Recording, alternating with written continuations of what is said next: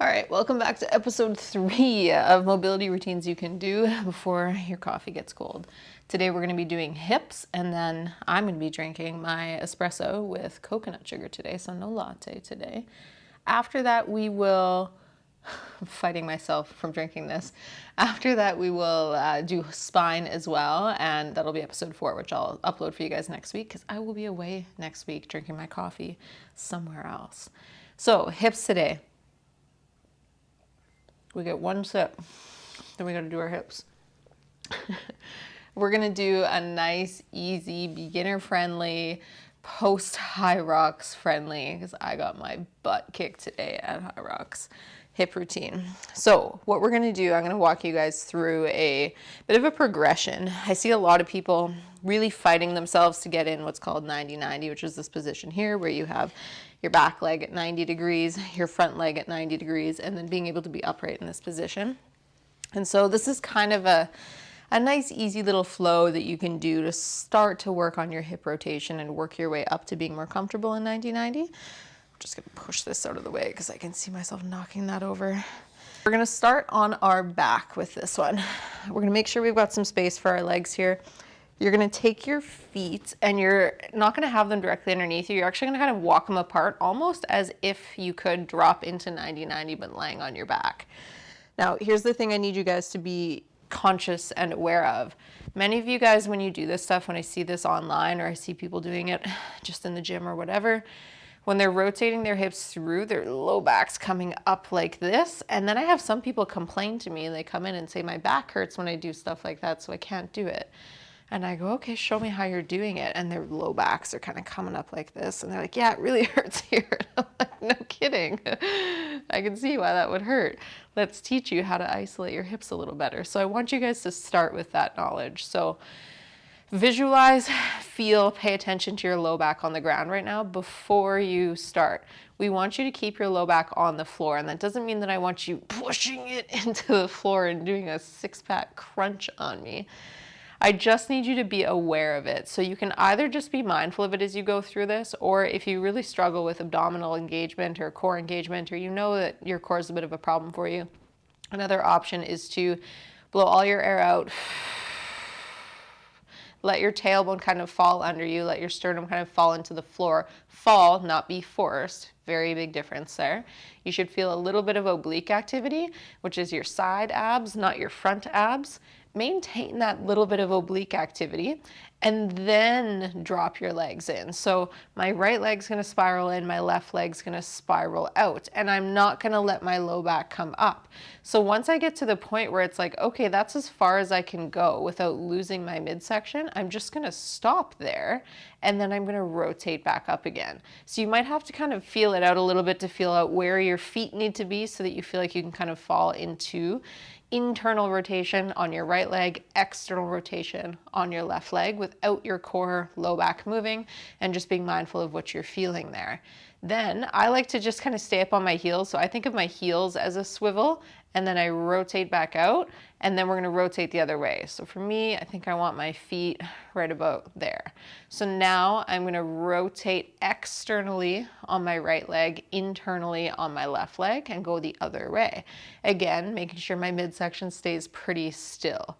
So we're just gonna kind of tick-tock back and forth here. I want you to pull your right leg into internal rotation, pull your left leg into external rotation, and go as far as you can without losing your midsection, and then rotate back the other way. This is a good start point for people because you've got a lot of space between the front of your pelvis and the front of your femur in this position, whereas the ones that we're gonna progress to, if you've got really stiff hips or you've got a locked up pelvis, or you lack control over your midsection, you'll feel, or many people will run into a lot of FAI, hip impingement, and just really struggle with 90-90 as a whole. So again, this is kind of a nice little stepping stone working towards that, but also trying to build some awareness of what's going on with your low back, because you can feel your low back on the floor, whereas in the next progression, you're not going to have as much information about your low back as you do this. So I really like to do this on a hard surface versus a really cushy mat because I can feel what's happening with my low back much better. So you can kind of feel out where your barriers are, where it's like, okay, yeah, that's as far as I can go without my low back lifting and coming off, right? Which we don't want, versus going the other way. Another indicator is if your belly button starts to move, like your belly button should stay pretty still in addition to your low back not changing on the ground. Now to progress that and to make it slightly harder, we're then going to come upright, but with your hands kind of walk behind you, right? So same thing here. I'll give you guys a front view for this one. You're gonna spiral one leg in, right? But using your low back is gonna kind of look something like this. So I'm gonna lean back onto my hands as much as I need to. Some people need to start way out here, or they might need to even go down onto their elbows, or they might need to have a yoga block up under each hand. See where you're at. Feel it out. Know that those are all options for you. But we're just gonna go through, we're gonna kind of figure out where we want our heels. So give yourself a rep or two to just feel it out.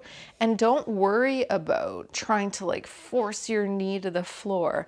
Worry more about what you feel happening in your sit bones. So those bones under your pelvis that you're sitting on, see if you can keep that fairly consistent, fairly constant, not have one sit bone leave the ground as you go through this, and just work on feeling out what you have for internal rotation. So this would be internal rotation on my right leg, external rotation on my left leg, and then same thing going the other way.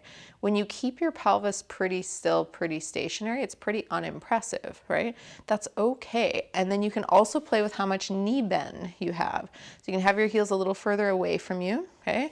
You can bring it in a little bit more, and you can tinker with these variables. It doesn't have to be just one specific way all the time. And then you can progress that to actually being a little bit more upright, right? So now I can do that same thing where I can start up here in what we'd call bear sit. I can spin in, come down the other way, spin in, come down the other way on that one. Trying to keep my sit bones pretty still to start. And then when I want to turn it into 90-90, what we can do is we can actually, okay, see how far we can go without our sit bones moving, and then let that sit bone come off, turn yourself in to face your front leg, find yourself in 90-90 on one side, okay? So now we've gone from what was bear sit to 90-90 on one side.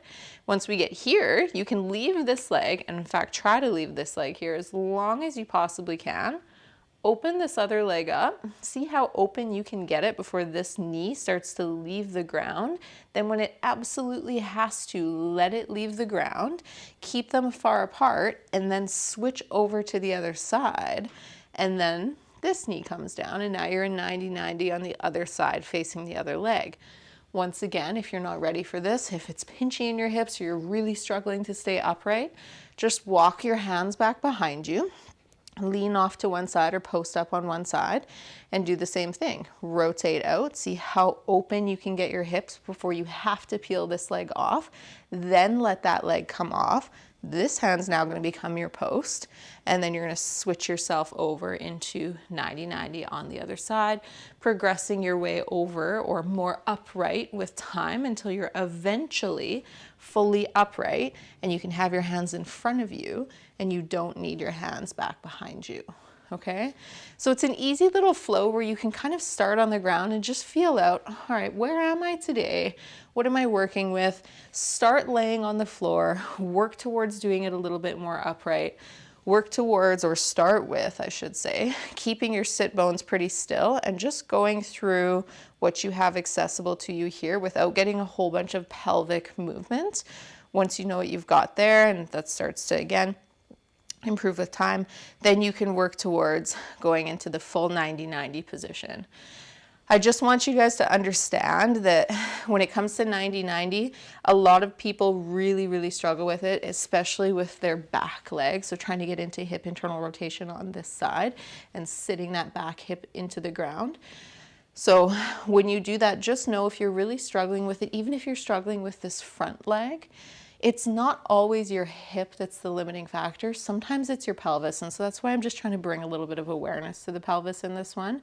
If you're going through this and you're starting with that first version where it's just transitioning in and out and you're having a really hard time keeping your pelvis still, or you notice when you keep your pelvis still, you're like, oh, that's all I got for my hips, and like, that's all I got for my hips there, then cool, you might want to work on your hips specifically, right? But if you notice that you just can't get to a point, no matter how hard you try and how much you work on your hips, you just can't get to a point where you're upright comfortably, then you might need to circle back to your pelvis and actually start spending some time on your pelvis. So there's high demands in this 90-90 position on not only your hips, but also your pelvis and lumbar spine. So if you're struggling and you've been plugging away with 90-90 for a long period of time, carry that information forward.